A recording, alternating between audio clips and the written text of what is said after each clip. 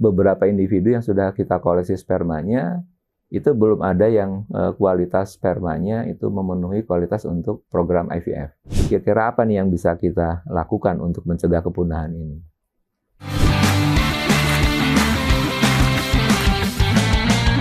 Sobat konservasi, kita jumpa lagi di Bincang Hutan Tropis. Kali ini kita akan membahas sebuah topik yang cukup menarik. Sebetulnya sudah pernah dibicarakan di sini, yaitu mengenai assisted reproductive technology untuk badak atau satwa lain. Tapi kita coba untuk merefresh lagi ya, teman-teman. Jadi hari ini kita kedatangan seorang tamu yang mungkin sudah tidak asing lagi. Selamat datang, Prof. Belum. Dr. Muhammad Agil dari Sekolah Kedokteran Hewan dan Biomedis Bogor Agriculture IPB University. Selamat datang di Bincang Hutan Tropis. Selamat datang kembali. Kita pernah berbincang berapa tahun yang lalu? 3 tahun yang lalu ya. 3 tahun yang lalu mengenai masih dalam COVID kayaknya gitu ya. Tapi kita waktu itu bincang-bincang mengenai hal yang sama, tapi kita coba lebih mendalami lagi gitu ya. Waktu itu masih belum kelihatan bentuknya. Belum kelihatan, belum mulai. Kali ini sudah ada lah gitu ya. Apa itu ART sebetulnya, Assisted Reproductive Technology dan biobank gitu ya. Ini kan dua hal yang mungkin berbeda tapi harusnya menjadi satu kesatuan. Silakan, Dok. Pada dasarnya ART dan biobank itu adalah satu kesatuan, betul. Karena biobanking itu merupakan bagian daripada ART itu sendiri. Dan yang disebut dengan Assisted Reproductive Technology atau lebih umum dalam bahasa Indonesia itu adalah teknologi reproduksi berbantu, yaitu adalah pemanfaatan penggunaan teknologi lebih tepatnya adalah bioteknologi, yang terkait dengan bidang reproduksi. Pada prinsipnya adalah dengan Assisted Reproductive Technology ini untuk memaksimalkan, mengoptimalkan pemanfaatan biological material, dan harapannya dari situ akan terbentuk satu bakal individu baru, yaitu embrio. Nanti dengan teknologi embryo transfer atau dengan teknologi surrogate mother, itu nanti akan bisa dari embrio tersebut bisa menghasilkan individu baru. Nah, pada prinsipnya adalah teknologi ini adalah untuk memaksimalkan potensi reproduksi dari suatu spesies, baik itu yang masih bereproduksi normal ataupun yang sudah tidak bisa bereproduksi. Kalau di manusia kan di bayi tabungan lebih cenderungnya adalah kepada teknologi ini dimanfaatkan oleh mereka pasangan yang infertil atau steril, tidak bisa memungkinkan punya anak, tapi kemudian mereka masih punya keinginan untuk mendapatkan anak, itu dimanfaatkan lebih banyak ke situ. Tapi kalau di satwa ini, selama ada individu yang masih bisa bereproduksi, itu pun bisa kita gunakan teknologi ini untuk mendapatkan embrio. Tapi kalau dari individu yang sudah tidak mampu bereproduksi, itu bisa kita manfaatkan biological materialnya untuk sekarang teknologinya sudah advance. Makanya kemudian sekarang ada istilahnya adalah tadinya kan ART, tulisannya besar semua A, kemudian ERT. Sekarang ada A-nya di depan tambah A kecil. Oke. Nah, A kecil itu ada Advanced Assisted Reproductive Technology. Tambah advance. Nah, advance ini itu menggambarkan bahwa teknologi ini sekarang sudah berkembang, jauh lebih bisa maju, ya? menghasilkan yang kita sebut sebagai artificial gametes. Oke. Jadi artificial gametes itu bukan kita mengkoleksi sperma atau sel telur dari individu yang masih bereproduksi, tapi kita memanfaatkan material biologi seperti dari sel kulit, kemudian dikembangkan menjadi induced pluripotent stem cell. Nah, kemudian kita kultur lagi dan itu membentuk sperma ataupun sel telur dari kulit tersebut. Gitu. Jadi totally artificial. Artificial gitu Oke. kan, bukan dari in vivo dari si hewannya. Oke, baik. Nah, bahkan yang teknologi yang terbaru itu adalah yang disebut dengan enriched artificial gametes. Nah, enriched artificial gametes itu memanfaatkan gen-gen yang sudah hilang dari satu populasi. Nah, kemudian dipanen dari material museum ataupun dari fosil, kemudian diinsertkan kepada induced pluripotent stem cell itu untuk menghasilkan sperma dan sel telur yang notabene genetiknya udah nggak ada nih di alam, tapi kemudian bisa muncul baru gitu. Makanya kita sebutnya adalah advanced reproductive technology. Betul-betul terbaru ini. Terbaru. Teknologi Gitu. terbaru. Dan itu bukan suatu hal yang masih tanda tanya, karena buktinya sudah ada. Kolega kita di Jepang, Profesor Hayashi itu sudah mencoba pada mencit. Jadi dari sel telur yang dihasilkan saat di artificial tadi dengan spermanya ditemukan in vitro, difertilisasi jadi embrio, kemudian jadi individu baru, dan individu baru ini kemudian bisa breeding normal. Jadi secara reproduksi itu aman. Oke, baik Dok. Sebelum kita lanjut bincang-bincang lebih jauh, ini ada banyak istilah yang mungkin orang awam itu sulit memahami. Ada IVF, ada ICSI, ada banyak lagi istilah-istilah yang mungkin susah ya. Dan mungkin ada pemahaman yang orang awam agak sulit gitu. Perbedaannya juga dengan kayak inseminasi buatan gitu ya. Orang sering mengkaitkan antara ART ini dengan inseminasi buatan ya gitu. Ya, jadi sebetulnya gini. Jadi inseminasi buatan itu adalah teknologi reproduksi yang tingkatannya itu paling rendah. Karena itu yang berkembang pertama kali di awal. Nah, itu hanya yang dilakukan hanya mengkoleksi sperma dari jantan, tetapi sel telurnya itu dari in vivo, dari induk yang masih hidup, dan kemudian sperma dimasukkan ke individu yang hidup. Gitu.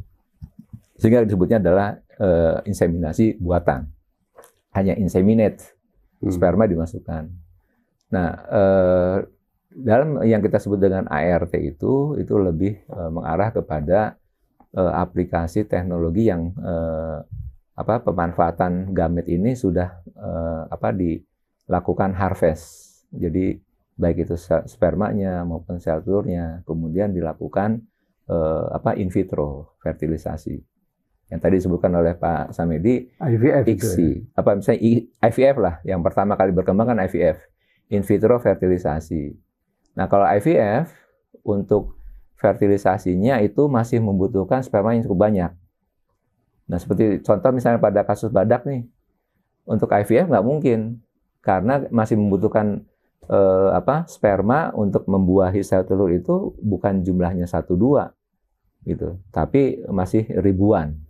Emang badak kondisi spermanya nggak cukup banyak untuk ya, penelitian saya dari tahun 2001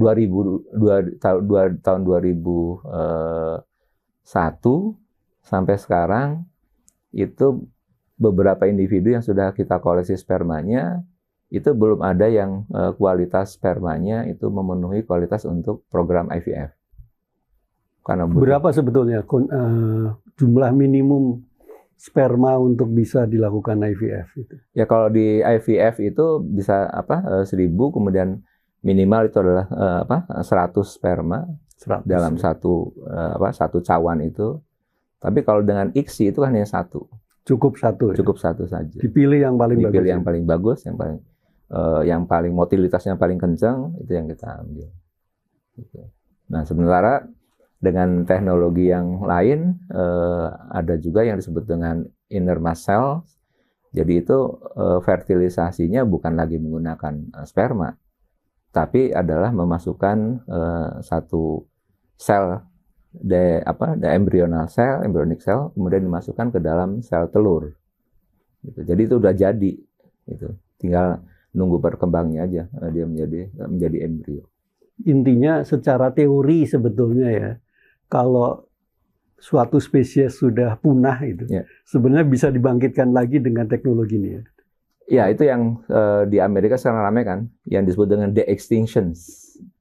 De-extinction, jadi yang sudah punah, kemudian beberapa gen-gen yang ditemukan, itu kemudian diambil, kemudian diinsertkan kepada sel-sel yang masih hidup, tetapi memang tidak menghidupkan yang sudah punah. Gitu, tapi adalah bikin individu baru, gitu. Individu baru, tapi memiliki morfologi yang sama dengan, misalnya mamut kan gajah dengan rambutnya panjang, kemudian tasnya besar segala macam, kemudian tinggi, badannya cukup tinggi, ukurannya besar. Nah itu bisa menggunakan gajah yang sekarang, tapi morfologi nanti keluar itu.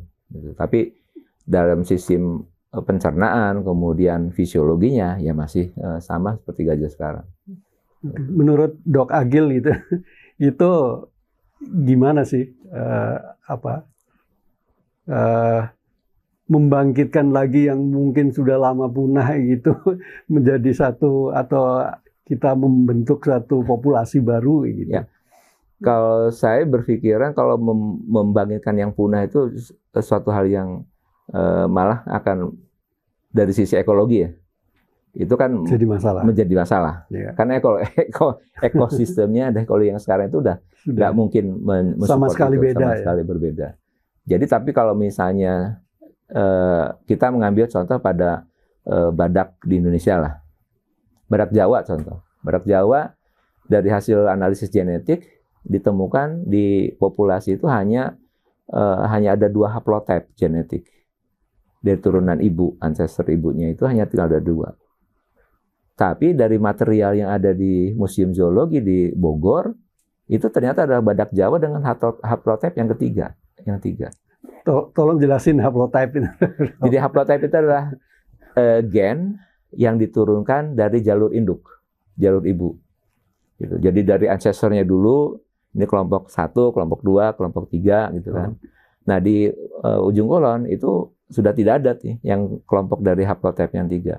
Hanya haplotype 1 dan haplotype 2. Nah, artinya bahwa populasi dari turunan ancestor indukan dari haplotype 3 mungkin sudah habis diburu. Kalau zaman penjajahan dulu kan banyak orang-orang dari Eropa membawa badak Jawa ini kan ke Eropa. Ke Eropa, ya. Nah, mungkin itu yang banyak diambil adalah haplotype yang 3 gitu. Karena ditemukan di Museum Zoologi di Bogor itu haplotype yang 3. Dan itu surprise untuk kita juga karena ternyata di alam dari hasil genetik yang dilakukan oleh Dr. Deddy Duryadi, anggota tim kita juga di tim ART dan Biobank, itu hanya 2 haplotype gitu. Nah, itu belum lagi kita ngelihat dari sisi unsur genetik dari pejantannya, itu kan. Ini baru dari sisi induk saja, dari ibu itu hanya tinggal 2. Nah, dengan badak Sumatera ini dengan kondisi populasi yang ada di viable, bukan viable, tapi yang reliable populasi yang ada kan hanya tinggal yang di sanctuary, yang di Waikambas. Nah, itu dari populasi sekarang ada 10 individu di sana dari yang foundernya, kemudian dengan anak-anaknya yang dihasilkan. Nah itu haplotype yang ditemukan itu hanya 3 atau 4 dari itu. Dan itu adalah berarti haplotype dari Waikambas, kemudian BBS dan Bengkulu, gitu kan. Dan mungkin ada satu lagi karena Bengkulu dengan BBS kan berdekatan ya, mungkin itu satu. Nah jadi kalau kita melihat dari geografi penyebaran badak dulu, kan ada di Riau, Kerinci Seblat, Riau sampai ke atas, sampai ke Aceh, ya. Sampai ke Aceh, kemudian di Berbak, Jambi juga ada. Nah itu kalau misalnya kita temukan material-material genetik dari material museum, koleksi museum, tulang-tulang yang ada di Eropa yang pernah dibawa ke sana atau yang pernah diburu kemudian tulangnya di sana. Dan saya dapat informasi dari kolega di Jerman dari tim AZW, mereka menemukan di Eropa banyak material museum dari badak Jawa dan badak Sumatera yang disimpan di sana. Materialnya ya. Material, jadi material museum itu koleksi museum. Koleksi museum. Dan sekarang teknologinya sudah memungkinkan kita melakukan panen gen dari material-material tersebut yang kemudian bisa kita gambarkan, bisa kita tuliskan material genetik tersebut sehingga kemudian bisa kita insertkan kepada material biologi yang kita dapatkan dari yang hidup maupun yang sudah mati yang kita masih miliki itu. Sehingga kemudian bisa ke depan bisa meningkatkan diversitas genetik dari populasi yang badak Sumatera yang ada di kita. Artinya secara genetik sebetulnya badak Sumatera itu kita nggak perlu worry gitu lah ya dari sisi genetik gitu. Ya, artinya dengan kondisi material-material yang selain ada di Indonesia sekarang ini itu dan yang luar, ada di alam juga. Yang di alam, ya sekarang di alam kan tinggal di Aceh gitu kan. Dan material badak Sumatera atau individu badak Sumatera yang dari Aceh kita belum punya, belum ada. Sama sekali belum ada. Sama sekali. Belum di ada. Eropa juga nggak ada. Kalau di Eropa, wallahu alam mungkin ya kalau kita telusuri mungkin karena dari zaman kolonial dulu kan banyak mereka membawa. Artinya masih probabilitasnya tinggi kalau kita bisa mencoba mengembangkan teknologi ART dan biobank ini dengan mencoba mengelaborate semua material yang ada di seluruh dunia untuk bukan hanya untuk badak, untuk gajah juga, kemudian untuk spesies yang lain. Spesies lain yang sudah hampir punah gitu ya, endangered. Baik dok, kita balik lagi ke laptop, ke isu kita yang mengenai ART gitu. Satu hal yang paling penting ya, itu kan laboratorium. Gitu ya. Laboratorium. Kondisinya di IPB University, SKHB itu seperti apa dok sekarang ini? Ya kami bersyukur bahwa mendapatkan hibah, karena dulu kan diskusinya gini, bayi tabung di manusia untuk berkembang cepat dan luas gitu kan. Kemudian kalau kita mengerjakan bayi tabung badak ataupun gajah ataupun yang mestinya bisa dong di lab manusia itu, alatnya sama gitu kan. Nah, cuman yang seperti dalam diskusi kita waktu itu terbenturnya adalah dari sisi etik. Dari sisi etik itu sangat tidak memungkinkan karena jangan sampai nanti kemudian ada sel telur pasien disuntikan sperma dari badak. Kan? Kalau sampai itu kan bisa rame. Nah itu saat itu kemudian dalam diskusi kita, saya dan Pak Samedi, akhirnya kita dapatlah hibah untuk pengadaan lab untuk ART dan biobank ini. Nah, lab yang sudah dibangun di IPB, di SKH, di Sekolah Kedokteran Hewan dan Biomedis ini, itu termasuk yang dengan peralatan yang canggih dan lengkap untuk membangun in vitro fertilisasi, program in vitro fertilisasi dan juga kultur sel, kemudian dengan biobank. Nah, selama program kita lakukan, karena itu ada dalam tanda petik dikembangkan untuk mensupport konservasi badak Sumatera. Nah, kita sudah melakukan beberapa kali panen sel telur, namun sampai saat ini belum ada keberhasilan sampai terbentuk embrio. Tapi pembuahan sampai dengan cleavage, pembelahan itu sudah terjadi.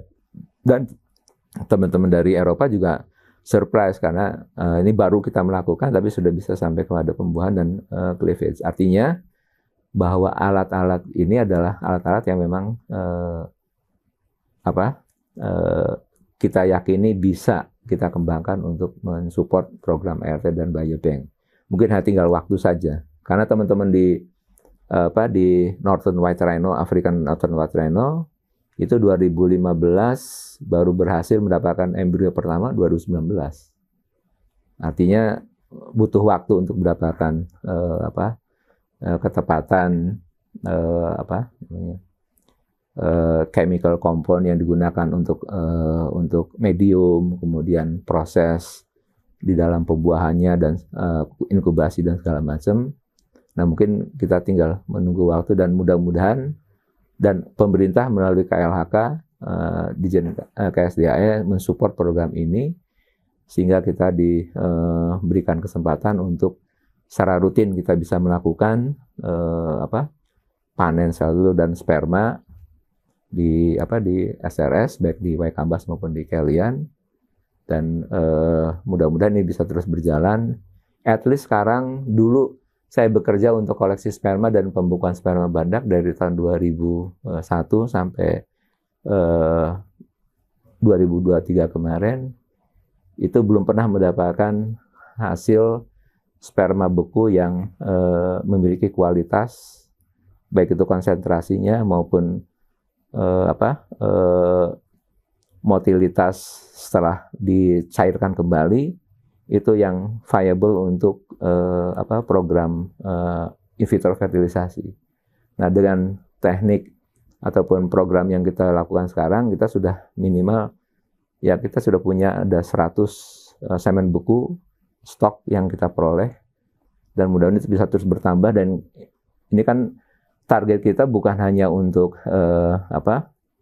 program ART dan biobank yang kita kerjakan, tapi juga untuk secara nasional, pemerintah KLHK sudah mencanangkan membangun pusat plasma nufah nasional.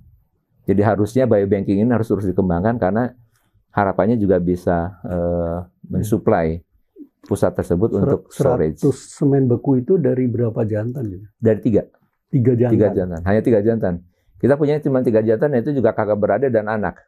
Oh, right. Nah, jadi mudah-mudahan secara genetik tidak terlalu bagus, ya? Tidak terlalu bagus. Makanya kita mengharapkan bahwa kerjasama internasional, terutama adalah dengan pemanfaatan material biologi dari badak-badak yang sudah mati yang ada di luar negeri, itu bisa kita manfaatkan bersama-sama. Ini kan dengan teknologi dan peralatan yang sudah canggih pun kita tidak bisa bergerak begitu cepat gitu ya. Ini karena kondisi-kondisi di lapangan badak dan sebagainya yang memang terbatas.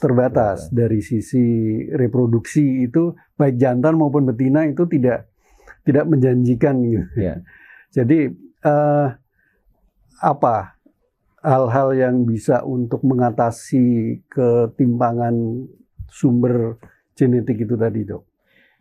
Ya, untuk mengatasi ketimpangan dari sumber genetik yang tadi saya sampaikan dari awal, bahwa kita mengharapkan adanya suatu kerjasama internasional dengan lembaga-lembaga yang memiliki koleksi biological material dari hewan dari satwa-satwa Indonesia yang ada di luar negeri.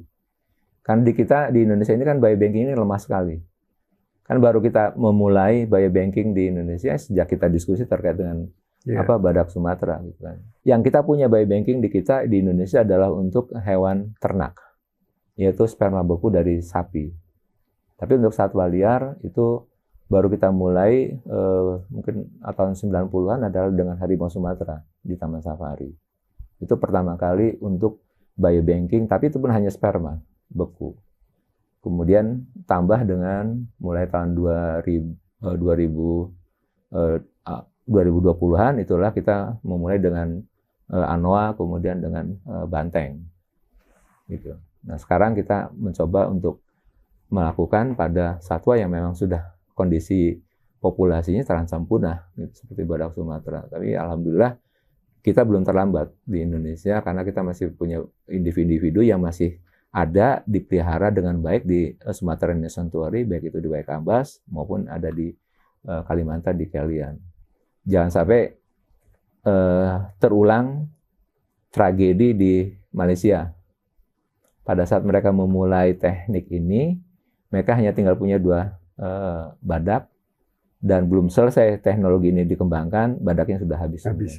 Di lapangan maupun di sanctuary. Itu sudah habis. Nah, kita masih punya kesempatan lah untuk bisa, ya kita melihatnya adalah dengan contoh dari program ini adalah penyelamatan kepunahan dari Northern African White Rhino. Itu juga sama, pada saat mereka mulai 2015 itu hanya ada 2 betina, kemudian dengan 2 jantan. Nah, tapi sekarang mereka sudah berhasil memperoleh 30 embrio dari Northern White Rhino ini, dan juga sperma bekunya udah sangat banyak sekali. Oke, nanti kita bicara lebih banyak lagi mengenai ini, Dok. Tapi mungkin sebelum itu, lab ART yang ada di SKHB IPB University ini kan sudah terpasang dengan baik gitu ya. Testing terhadap peralatan ini sudah dilakukan belum, Dok? Ya, bersyukur bahwa dari donor itu tidak mematok bahwa ini harus untuk badak gitu kan. Pada saat kami diskusi bahwa untuk optimasi alat ini kan harus running terus. Nah, jadi pada saat kita belum mendapatkan material dari badak Sumatera, nanti kalau jalan itu pada badak Jawa, ya, kami mencoba melakukan untuk optimasi alat-alat ini adalah melakukan in vitro fertilisasi dan kultur sel kulit itu adalah dari spesies yang lain. Nah, kami mencoba itu dari kuda, kemudian dengan sapi, dan alhamdulillah kita sudah bisa menghasilkan embrio dari dua spesies ini. Nah, harapannya bahwa artinya sudah membuktikan bahwa alat yang kita adakan dan kita kembangkan itu reliable untuk embrionya sudah disuntikan ke masih dibekukan, jumlahnya masih sedikit. Belum. Jumlah yang embrio kuda itu baru dapat 2 gitu kan. Kemudian, nah itu biasanya kita akan melakukan trial untuk transfer itu kalau kita sudah memiliki jumlah embrio yang cukup gitu. Karena apa? Pada saat kita melakukan transfer, kadang-kala kita harus mentransfer 2 embrio gitu kan untuk di tahap pertama supaya bisa melihat kira-kira kalau misalnya pada sapi, pada kuda itu kan kembar masih memungkinkan. Tapi minimal dengan trial itu kita bisa mengetahui bahwa dari embrio yang sudah dibekukan ini visible untuk kita transfer untuk mendapatkan individu baru. Nah, itu nanti tahapannya ada. Kalau misalnya baru dapat 1 kemudian ditransfer, nggak jadi, kita nggak punya stok ya embrio yang lain. Okay. Jadi kita artinya dari sisi alat laboratorium ini reliable ya. Reliable dan sudah fungsional. Bisa berfungsi. Ya, gitu. Baik, Dok. Mungkin kita kembali ke tadi mengenai kerjasama dengan berbagai pihak gitulah.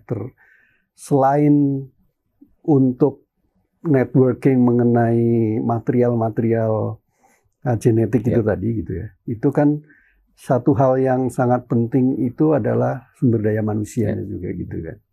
Itu apa yang mungkin bisa dilakukan dengan kerjasama dengan berbagai lembaga internasional itu untuk memajukan juga sumber daya manusia di sisi kita gitu ya.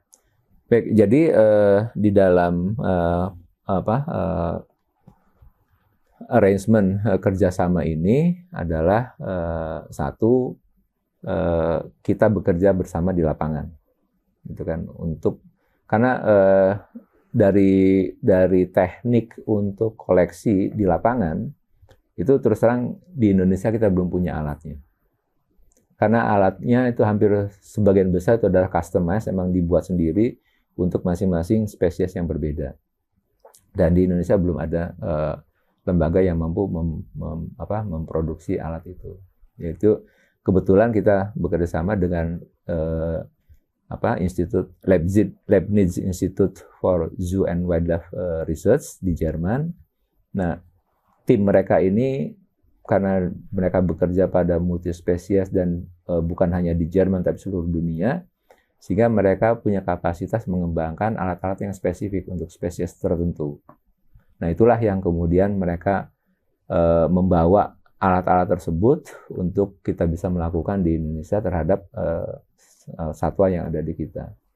Nah, karena kita di lapangan juga bekerja bersama-sama, kita juga dilatih untuk mencoba melakukan. Nah, sehingga kemudian satu saat kita juga punya kapasitas untuk melakukan, walaupun dari sisi alatnya memang kita mau tidak mau harus minta mereka untuk membuatkan, atau kita order mereka untuk kita beli. Nah, tetapi dari sisi kapasitas human resource, kita sudah mulai, karena pada prinsipnya di lapangan kita bekerja bersama.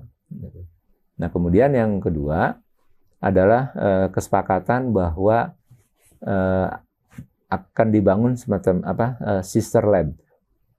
Jadi staf-staf kita ini akan berangkat juga dengan dana hibah yang ada, adalah mengirim staf kita untuk mendapatkan training di lab mereka. Gitu. Dari beberapa walaupun lab yang ada sekarang itu adalah hanya untuk ART dan biobank, tetapi cita-cita kita, dream kita adalah membangun satu pusat ART dan biobank yang holistik. Jadi bukan hanya dari in vitro fertilisasi, kemudian hanya analisis sperma, tapi kita akan, karena dari dana hibah ini kan kita juga mengerjakan genetik juga. Itu harapannya ke depan pusat ini juga menjadi pusat untuk genetik, kemudian juga untuk hormon, karena itu merupakan bagian daripada basic support informasi fisiologi yang diperlukan untuk program ini. Jadi dalam konstelasi kerjasama internasional tadi yang disampaikan oleh Pak Saimedi, bukan hanya kita meminta untuk mendapatkan akses untuk memanfaatkan biological material dan genetik yang ada, tapi juga adalah untuk pengembangan labnya itu sendiri dan kapasitas individu manusianya, juga untuk training manajemen ataupun kegiatan lab yang secara real dilakukan dari staf kita di luar. Gitu. Saya dengar juga dalam waktu dekat, mungkin 1-2 hari ini akan ada satu conference internasional yang mungkin saya nggak tahu apakah tujuannya juga untuk itu, mungkin bisa di-share ke kita hasil apa yang mungkin kita harapkan dari sana. Jadi untuk nanti tanggal 24 dan 25 Oktober ini akan ada yang kita beri nama itu We Care International Conference 2024, yaitu Wildlife Endangered Species Conservation and Animal Reproduction. Jadi kita ngeblend antara konservasi dengan reproduksi, ini satu kesatuan yang nggak mungkin kita pisahkan. Karena tanpa ada reproduksi ya konservasi nggak akan bisa jalan terus. Reproduksi dan teknologi juga kita gabung. Nah, tenaga ahli yang kita undang untuk hadir itu ada sekitar 20 dari internasional, itu dari mulai Australia, kemudian Jepang, Jerman, Kenya, kemudian Belgia dan Amerika. Nah, itu ada yang kapasitasnya adalah ada lembaga yang memang dia mengembangkan frozen zoo, yaitu biobanking dari material-material biologi yang dari satwa-satwa yang dari Indonesia yang sempat dikirim ke luar negeri kemudian mereka simpan. Tapi ada juga dari lembaga-lembaga riset yang memang mereka mengembangkan teknologi baik itu untuk field lapangan dan juga untuk di lab. Ya, seperti kolega kita dari Jepang, Profesor Katsuhiko Hayashi, dia ahli yang sudah mengembangkan induced pluripotent stem cell dan bisa menghasilkan artificial tadi gamet itu, artificial sperma dan artificial sel telur. Kemudian teman-teman dari Italia itu lab in vitro-nya itu sudah maju sekali dan mereka sudah bisa menghasilkan embrio dari Northern White Rhino yang sudah hampir punah, tinggal 2 individu. Kemudian teman-teman dari Jerman, dia kapasitas labnya juga lengkap dan juga kapasitas personal untuk field work-nya, untuk koleksi sperma, untuk koleksi sel telur itu juga Hebat ya. mereka mumpuni dan digunakan di seluruh dunia. Nah, dengan harapannya mereka berkumpul di sini, kita akan mendiskusikan satu, perkembangan ilmu yang sudah mereka lakukan untuk diberikan pengetahuan kepada para peserta yang dari Indonesia, dan juga ada, karena peserta juga ada yang dari luar juga, dari Malaysia dan yang lain-lain, sehingga mereka bisa melihat bahwa perkembangan assisted reproductive technology dan advanced assisted reproductive technology itu udah sampai di mana tahapannya, gitu kan? Karena itu menjadi sangat penting untuk melihat bahwa teknologi ini memang sudah saatnya kita jadikan satu bagian daripada program konservasi spesies di Indonesia. Ya, termasuk yang dari Kenya untuk sharing mengenai apa yang sudah yang dilakukan berhasil dengan Northern White Rhino itu ya, Dok. Ya. Dari Kenya nanti akan mempresentasikan bagaimana mereka mencoba menggalang internasional bersama-sama untuk mencegah kepunahan dari badak yang cuma 32 ekor itu di Kenya. Iya. Cuman ini ada isu yang kadang-kadang terkait dengan tukar-menukar genetik materials itu kan sering ada isu mengenai apa dalam tanda kutip biopiracy. Biopiracy. Itu gimana, Dok, dengan program ini? Ya, alhamdulillah dari rekan-rekan yang dari Italia, Jerman, kemudian Jepang, itu kan mereka memahami betul tentang CBD dan Nagoya Protocol. Yeah. Jadi mereka menghargai betul bahwa whatever, kalau itu adalah satwa di Indonesia, itu adalah ownership-nya adalah origin Indonesia. Dan mereka juga sangat mendukung untuk pengembangan lab di Indonesia sehingga itu bisa dikerjakan di sini. Nah, ini kejadian yang menarik. Pada saat 2015 waktu Malaysia mengerjakan itu pertama kali pada badak Sumatera, itu semuanya dikerjakan di Italia dan Jerman. Karena nggak ada yang lokal expert di sana bisa mengerjakan itu.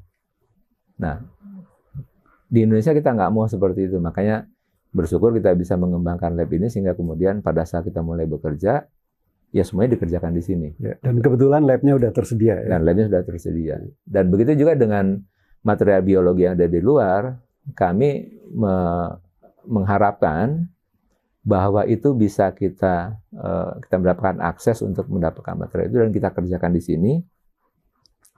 Dan at certain stage mungkin sudah tidak mungkin lagi dikerjakan di sini karena memang alatnya yang canggih segala macam kita nggak punya, gitu kan. Nah, itu barulah kemudian kita akan mengerjakan di luar, tetapi dengan catatan bahwa yang mengerjakan adalah orang kita juga.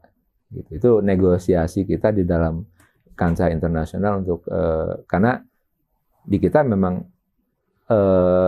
staf ahlinya maupun kemudian yang muda-muda memang kita persiapkan untuk itu. Gitu. Jadi harapannya pada saat itu kemudian dikerjakan di luar, bukan kemudian barangnya dikirim pakai ekspedi FedEx, kemudian mereka mengerjakan sendiri, kita di sini diam tidak melakukan apa-apa. Tidak akan terjadi seperti itu. Tidak akan terjadi seperti itu. Itu udah komitmen IPB dari dulu dalam kerjasama internasional adalah whatever it is, bahwa yang akan mengerjakan itu adalah orang kita. Ya, saya kira itu bagus ya, karena kita sebagai negara dengan keanekaragaman hayati yang tinggi mesti punya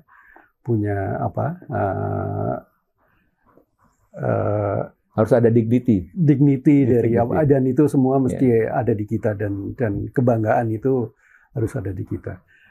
Dok, kembali ke isu yang dengan badak Sumatera kita itu kan ada kesulitan untuk mengambil material-material yang ada di lapangan itu ya, termasuk saat ini material yang ada itu sebagian besar berasal dari sanctuary yang ada di Waikambas gitu ya. Sedangkan itu kan jumlahnya juga terbatas gitu ya. Ada semacam roadmap seperti apa, Dok, yang mungkin untuk pengembangan ke depan biobank dan ART kita ini? Ya, pengembangan ke depan untuk ART dan biobank ini sebetulnya kita akan mengelaborate kegiatan research dan pengembangan metode dan teknologi, yaitu memanfaatkan tadi biologi material yang ada di luar itu kita coba kembangkan untuk mendapatkan tadi yang saya sebutkan, bisa membangun induced pluripotent stem cell, bisa membangun artificial gametes sampai kepada enriched artificial gametes. Nah, harapannya adalah ke depan kita bisa memproduksi embrio yang akan menjadi bakal individu-individu baru dengan variasi genetik yang tinggi dibandingkan dengan populasi yang sekarang ada. Nah, tapi di sisi yang lain, saya melihat sudah ada suatu keperluan atau kepentingan kita melakukan koleksi material biologi itu dari alam. Contoh misalnya, pada saat ada rescue harimau di lapangan, kemudian dapat ada jantan, maka saya mengusulkan untuk segera dikoleksi spermanya, dibekukan, disimpan. Kemudian juga melakukan biopsi ataupun koleksi sel-sel kulit yang itu tidak akan merusak hewannya. Kita hanya mengambil sedikit dan itu bisa kemudian dikembangkan dengan ke arah stem cell, bahkan sampai ke induced pluripotent stem cell yang potensial untuk kita membangun artificial gamete itu. Tidak terlalu invasif ya? Ya, tidak terlalu invasif, tapi hasilnya itu sangat ke depan untuk pengembangan dengan teknologi yang ada, itu hasilnya akan sangat potensial untuk kita membangun dalam program propagasi spesies ke depan melalui teknologi ini.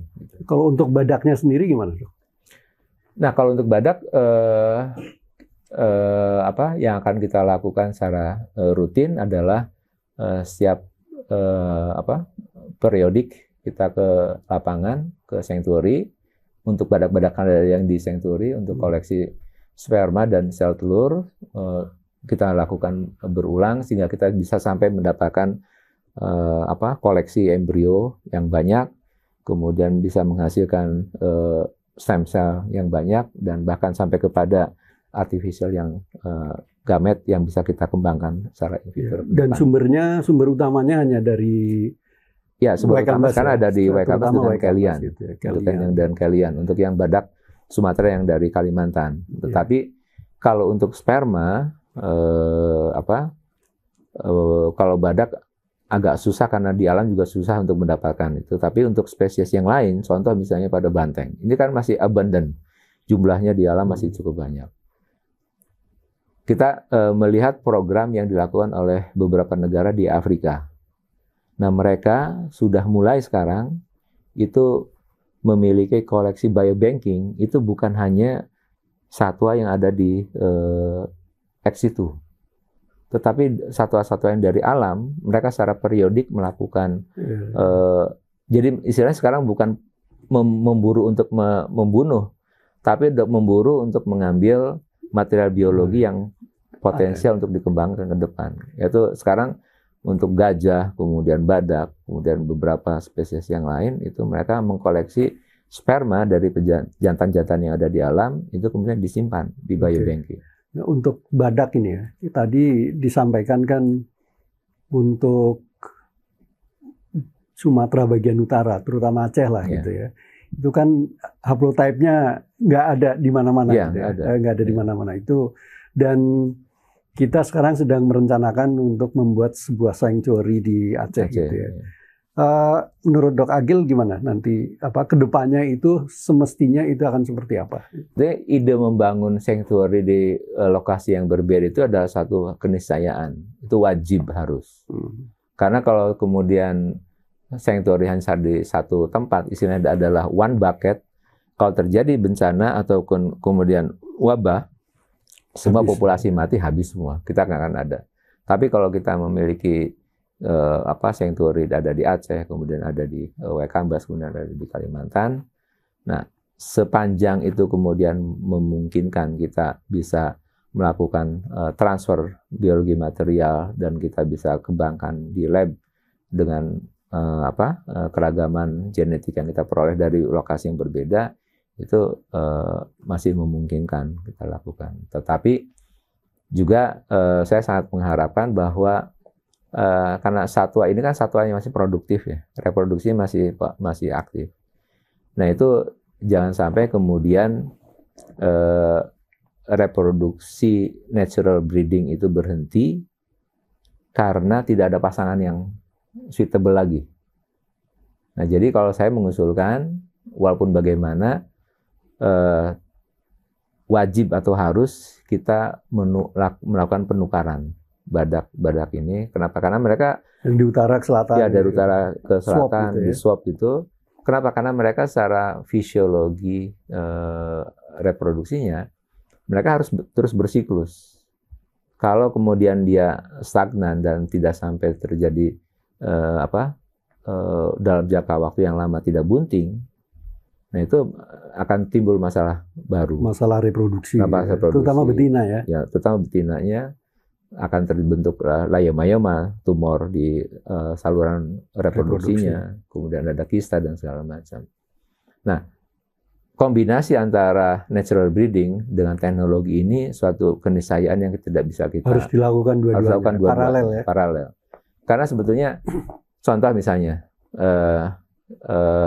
kami dapat informasi kemarin di Waikambas itu ada 2 individu Rosa, karena si Delilah dengan Ratu kan baru punya anak. Tapi yang anaknya udah besar itu kan Rosa dan Bina yang belum punya anak sampai sekarang. Dia ada siklus, dia bersiklus siklus estrus. Saya bilang karena kita akan melakukan program ART di lapangan, nggak apa-apa dikawinkan, tetapi perkawinan itu harus dilakukan minimal adalah 20 hari sebelum tim ini datang. Karena kalau 20 hari sebelum tim datang, maka pada saat setelah kawin 20 hari kita bisa ini bunting apa enggak. Kalau bunting ya udah alhamdulillah kita dapat yang bunting. Tapi kalau misalnya ternyata enggak bunting, nah jangan kemudian kita wasting time. Oh ya udah ART-nya nanti aja gitu kan. Nah pada saat kondisi seperti itu ya udah kita panen sel telurnya, panen spermanya untuk mengisi biobanking dan juga untuk produksi embrio. Jadi ini bisa simultan dan juga bisa dikoordinasikan dengan baik, tidak mendinai natural breeding, tetapi teknologi juga harus sudah mulai dikembangkan supaya kita nggak kehilangan material-material biologi yang masih potensial untuk kita kembangkan. Ini untuk keberhasilan ART atau AART ya. Dan terutama, dan ini mungkin yang utama, peran pemerintah sebagai salah satu atau satu-satunya stakeholders yang mungkin memang own the animal. Iya, yang mereka yang Undang-Undang Dasar itu sudah menyerahkan tugas untuk menyelamatkan alam ini gitu ya. Itu kan pemerintah. Sekarang bagaimana peran pemerintah dalam pengembangan ART dan kemudian untuk konservasinya gitu. Ya, saya bersyukur kebetulan ya ini case-nya adalah pada badak, Pak Samedi. Pada saat kemudian kita muncul isu bahwa badak di alam itu sudah mulai drain, berkurang banyak segala macam. Kemudian masih ingat kita awal tahun 2019 mendiskusikan kira-kira apa nih yang bisa kita lakukan untuk mencegah kepunahan ini.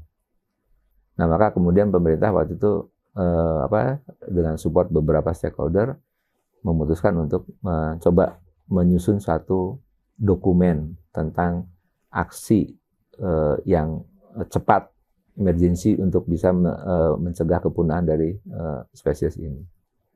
Nah, dalam dokumen tersebut itu kita bersyukur bahwa pemerintah kemudian memasukkan bahwa aspek teknologi yaitu ART dan biobanking itu merupakan bagian daripada konservasi spesies ini. Secara general Secara general gitu kan.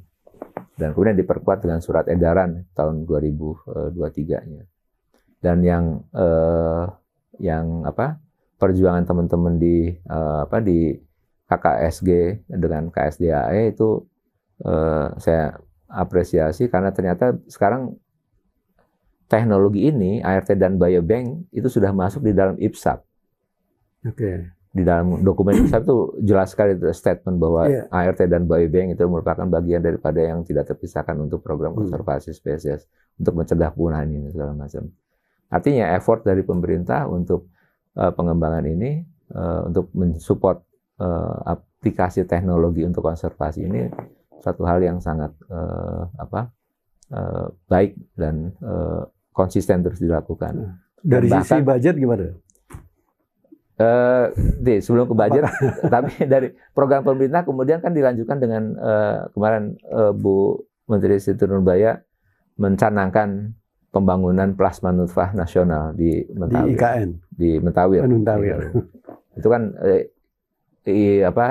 idenya adalah bagaimana kita memiliki koleksi biobanking dari semua spesies di Indonesia, terutama yang terancam punah itu bisa karena itu sudah ada hub nasionalnya, maka lembaga-lembaga riset yang akan mensupport itu harus berkembang gitu kan. Untuk flora atau fauna atau dua-duanya?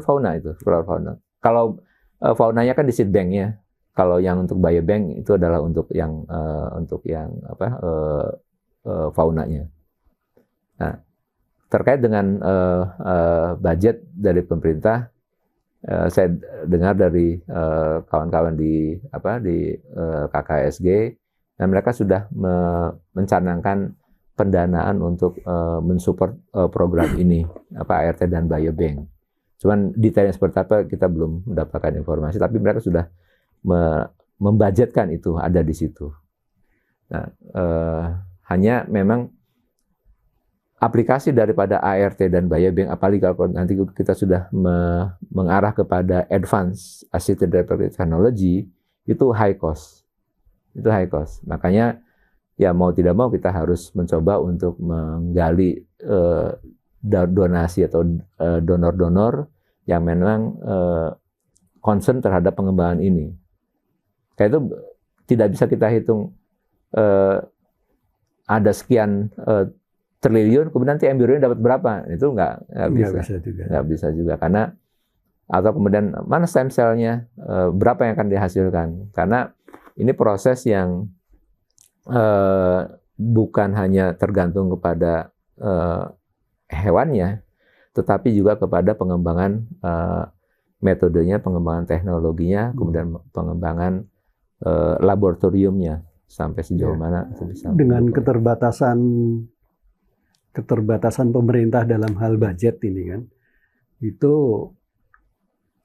ada keperluan untuk inovatif dan yang strategic financing gitu ya untuk kegiatan konservasi gitu ya. Sebetulnya itu sudah lama Pak Samedi. Saya berangan-angan bahwa di Indonesia kemudian ada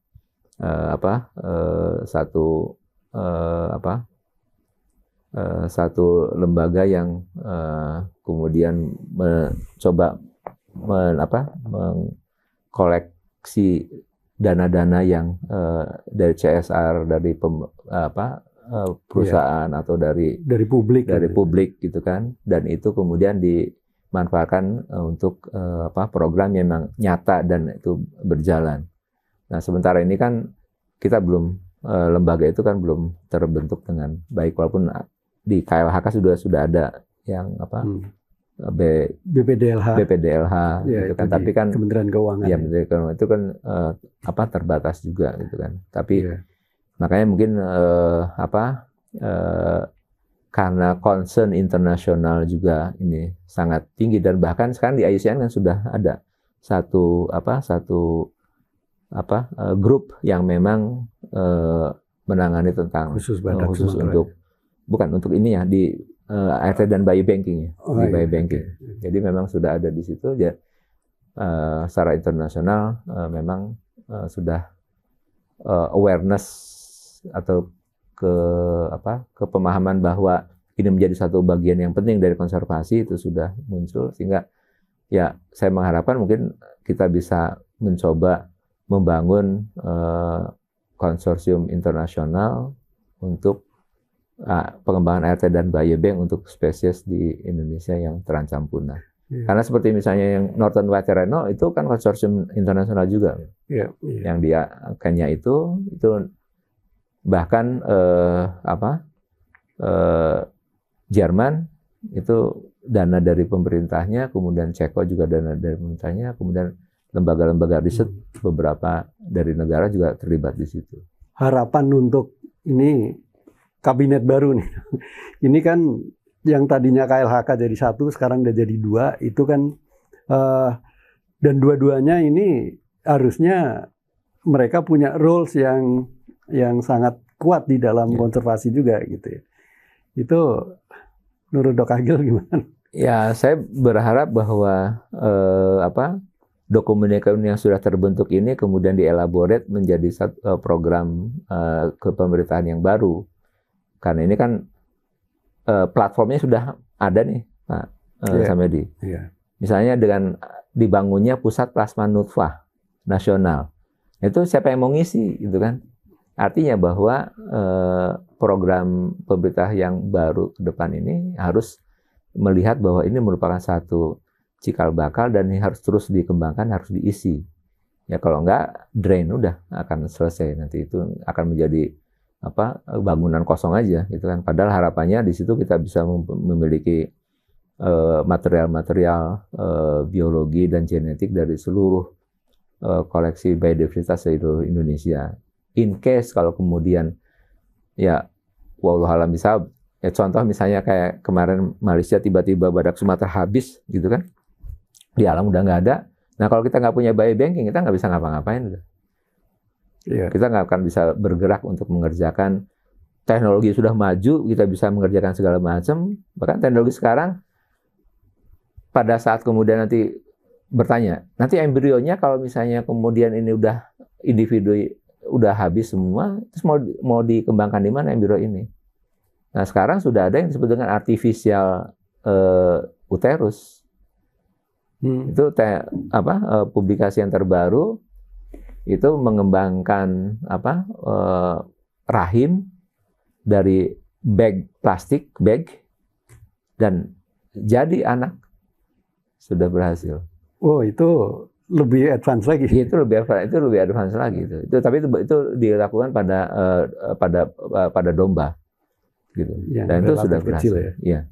Artinya bahwa ke depan mungkin bayi yang bayi tabung benar-benar dihasilkan dari tabung. Kalau dulu kan bayi tabung itu kan adalah fertilisasi yang dilakukan di dalam tabung, dalam cawan Petri. Pembesarannya tetap di ibunya gitu kan, baik manusia maupun hewan. Ke depan mungkin nanti benar-benar pembesarannya di tabung gitu kan, artificial betul. Nanti artinya teknologi ke depan akan mengarah ke potensi yang demikian hebatnya. Nah, kalau material biologinya kita tidak punya, ini kita preserve, kita amankan, maka kita tidak akan. Yang Malaysia tadi sempat ya, ada material-material yang di preserve ya? Mereka yang sempat itu adalah spermanya. Ada, tapi itu pun karena hanya dari satu individu, memang fertilitasnya tidak bagus, maka itu kan dari Malaysia meminta untuk mendapatkan sperma dari Indonesia untuk program mereka di sana.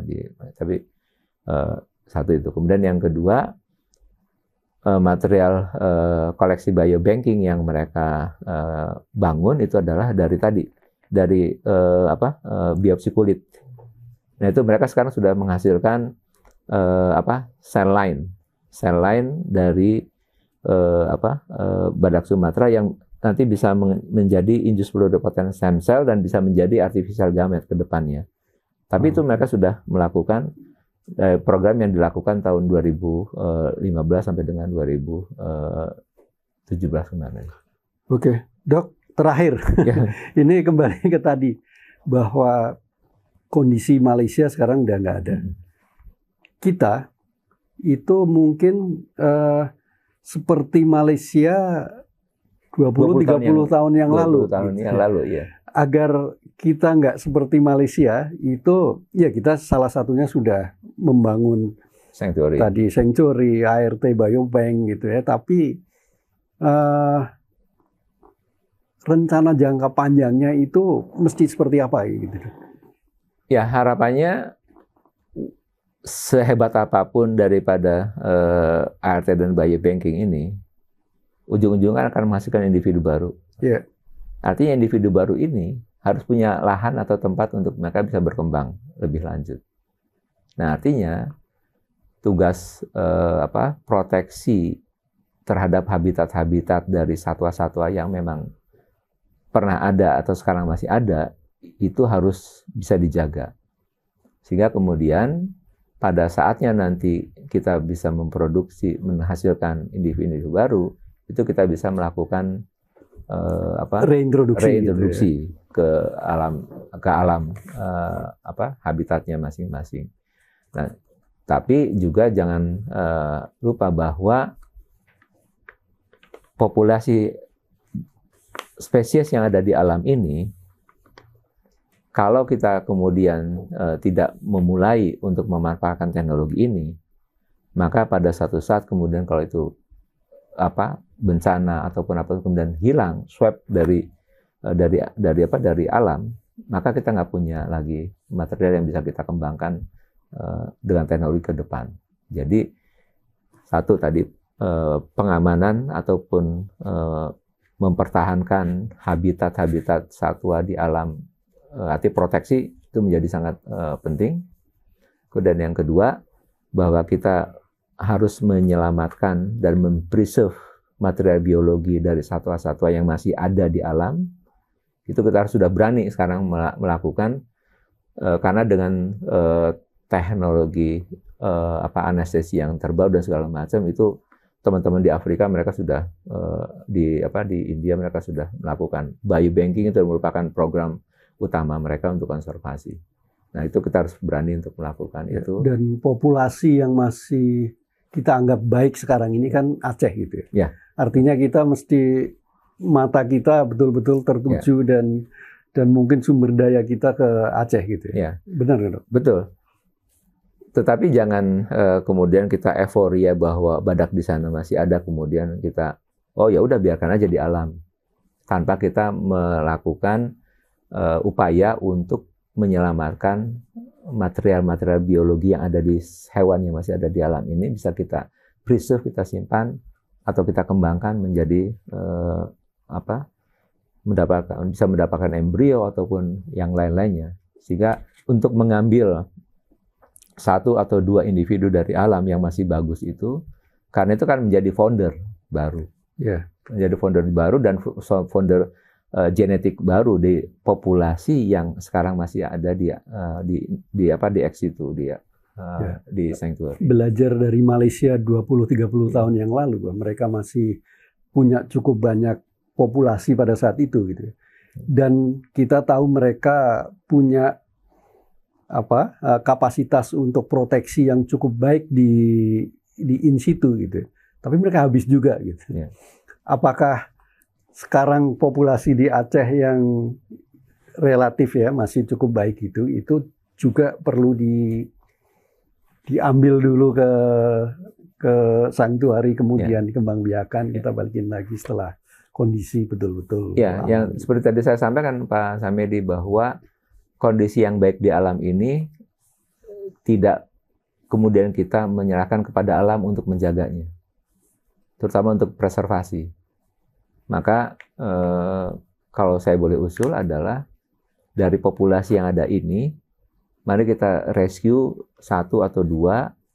Kenapa? Karena populasi yang ada di sanctuary ini kan harus bisa, tadi saya sampaikan bahwa natural breeding itu harus tetap berjalan gitu kan, supaya mereka tetap bisa berkembang, mendapatkan hasil anak dan segala macam. Nah, kalau kemudian genetiknya sudah stuck, variasinya sudah tidak bisa berkembang lagi, maka udah selesai.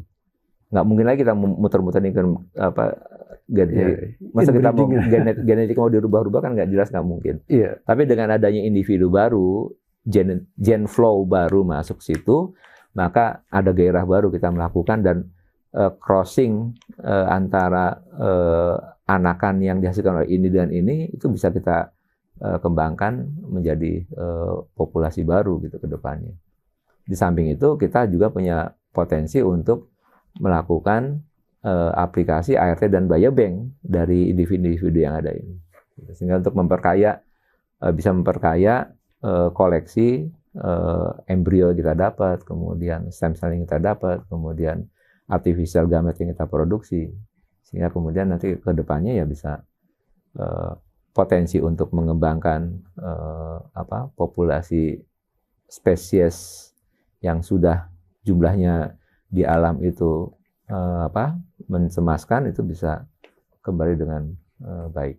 Iya. Harapan kita itu ya, Dok. Jadi kita melakukan segala hal, proteksi di lapangan, kemudian ART untuk mengembangbiakan atau menghasilkan individu-individu baru. Tapi kita juga perlu menyiapkan habitat yang baik kalau kita ingin mereintroduksi gitu ya. Ya. Saya kira kita sudah terlalu lama ya kita bincang-bincang. Sebenarnya masih banyak hal yang perlu kita bicarakan, tapi waktu juga yang membatasi kita. Terima kasih banyak Dr. Agil atas penjelasan dan kehadirannya. Teman-teman sekalian, itu tadi apa yang bisa kita bincangkan dengan Dr. Muhammad Agil. Terima kasih banyak sekali lagi. Sama-sama. Wassalamualaikum warahmatullahi wabarakatuh. Waalaikumsalam. Salam konservasi.